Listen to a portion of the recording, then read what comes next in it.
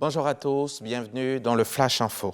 Dans un sommet extraordinaire de la CEDEAO tenu hier jeudi à New York, en marge de l'Assemblée générale de l'ONU, les dirigeants des États ouest-africains ont décidé de prendre des sanctions progressives contre la junte militaire en Guinée face à l'inflexibilité des militaires pour une date de retour des civils au pouvoir. À l'initiative de la présidence bissau-guinéenne, ils ont également décidé d'envoyer une mission à Bamako pour rencontrer les autorités maliennes. Awa Touré. New York,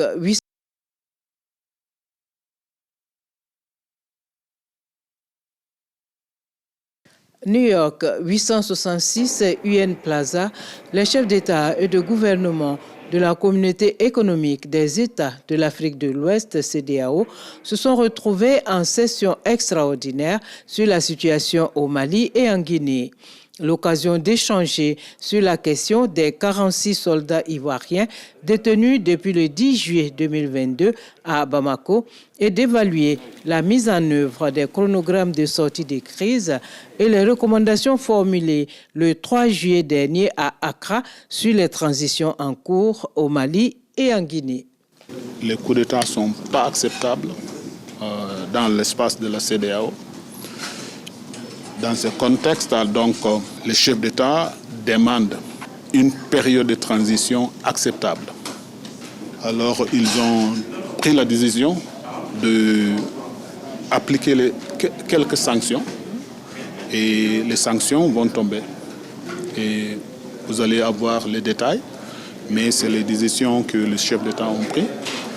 Et pour les soldats ivoiriens au Mali, les chefs d'État, ils désapprouvent l'arrestation et ils demandent la libération immédiate, sans condition, des soldats. Et aussi la responsabilité des autorités maliennes sera engagée si, par exemple, quelque chose arrive aux soldats qui sont en détention. Et ils ont décidé de former un comité d'autre niveau composé du président du Ghana, du Sénégal et du Togo pour une mission d'autre niveau à Bamako très bientôt. Les dirigeants de la CEDEAO ont également examiné les conclusions du rapport de son médiateur désigné, Thomas Yahi Boni, avant de prendre des sanctions supplémentaires contre la Guinée. De retour ici en Côte d'Ivoire, on en vient à la 6e édition des rencontres gouvernement-secteur privé. Le top départ a été donné cette semaine dans la commune du Plateau et cette édition 2022 va porter sur les problèmes conjoncturels et structurels qui impactent le développement de l'activité économique. Les précisions de Mamadou Kouassi à suivre dans le 13h. Le personnel de la gendarmerie nationale compte en son sein quelques 371 femmes.